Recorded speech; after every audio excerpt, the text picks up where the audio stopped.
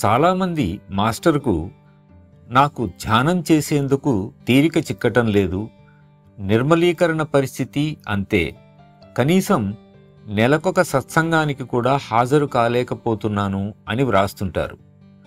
ప్రస్తుతం ఉన్న అభ్యాసులలో 80% ఇలాంటివారే. అలాగని వారికి సాధన చేయటం ఇష్టం లేక కాదు, కానీ సాధన చేయలేని అశక్తత వలన వారు సరిగ్గా చేయలేకపోతున్నారని అనిపిస్తుంది. భార్యతో భర్తతో ఇబ్బందులు, తల్లిదండ్రుల పోషణ, వారి పిల్లలు, వారి ఉద్యోగాలు, ఇలా ఏదో ఒక కారణం చేత వారు సాధన చేయలేకపోతున్నట్లు అంటుంటారు. ఈ ఒత్తిళ్లు చాలా మటుకు మనం ఏర్పరచుకున్నవే.